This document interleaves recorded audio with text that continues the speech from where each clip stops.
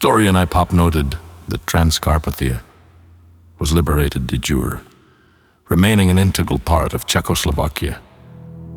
An administrative group led by Minister Frantisek Nemec was sent here from London to restore Czechoslovak government. But the restoration of the Czechoslovak administration was not part of the plans of the leadership of the Soviet Union. Transcarpathian Ukraine was divided into two zones. The more developed central part remained under the full control of the USSR military administration. The southeastern mountainous part was supposedly transferred to the control of the Czechoslovak Republic, but soon the accelerated creation of people's committees, led by communists, began here under the control of the Soviet military commandant's offices. The military and punitive organs of the USSR, SMERSH and the NKVD, began interning local Hungarians, confiscating them, and campaigning for young people to join the Soviet army. This was a gross violation of the Constitution of the Czechoslovak Republic. De facto, since the end of 1944, Transcarpathia turned out to be completely under the control of the USSR, i.e., it was practically annexed. This process was carried out under the guise of Transcarpathian Ukraine, which has now been provided with all the attributes of statehood. According to modern researchers, the fate of the inhabitants of Transcarpathia in the last months of the war was decided by the fact. Referring to historical law, two countries claimed this territory: the Soviet Union, and at that time that exists only legally, Czechoslovakia. The Hungarian population, concentrated in the cities as well as in the Uzansk and Berezk districts, stood in the way of both Soviet and Czechoslovak plans. The decree of the Military Council of the 4th Ukrainian Front No. 0036, dated November 13, 1944, prescribed to register all military personnel between the ages of 18 and 50 of German and Hungarian nationality currently residing in the liberated territory of Transcarpathian Ukraine, as well as all officials and employees of the Hungarian police and gendarmerie remaining in the liberated territory, the territories of Transcarpathian Ukraine. When registering the conscripts, the military commandants were obliged to inform everyone about their reappearance at the assembly points on November 18, 1944. Former soldiers and officers of the Hungarian army were to be immediately detained, and the rest of the conscripts living in Transcarpathian Ukraine were to be sent by separate teams under escort to prisoner of war sites. The lists of such persons were transferred to the SMERSH departments and intelligence agencies of the border guard units of the rear of the front. At the time of the operation, 2 additional reception points for prisoners of war were organized in Pereshin and Kust.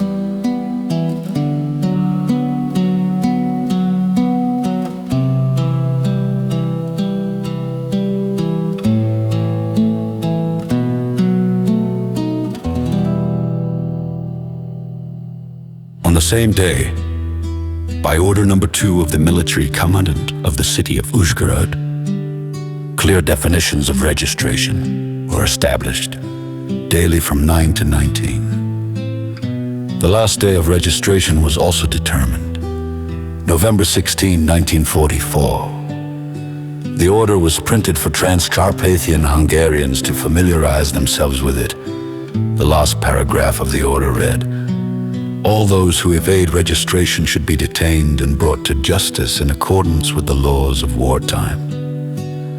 In the leaflets posted in the Hungarian villages of Berezkaya Zupa, it was noted that those liable for military service had to appear at a certain time for the census. They were first allowed to go home so that they could stock up on clothes and groceries for 3 days, ordering them to come back on November 18, 1944. On November 19, 1944, all the men were transported on foot to the Svalyavsky camp, where they stayed for almost 2 months. The conscripts concentrated mainly in SPV number 2 in Svalyava, most of whom where Hungarians suffered a difficult fate. On November 19, 1944, 5,430 people were imprisoned here, who were used to rebuild the Valovets-Mukachevo railway. You can learn about the conditions of stay in the Svalievsky camp from a memo from the head of the NKVD Department for Prisoners of War under the Chief of Staff of the 4th Ukrainian Front, Major Moshelov, to the Deputy Head of the UTI NKVD Colonel Voronov, dated January 4, 1945. For 6 weeks, up to 3,000, the prisoners of war were disabled, a significant part of whom were returned to the camp in an excessively exhausted state, in torn, unsuitable shoes. There is a high mortality rate among prisoners of war employed in jobs.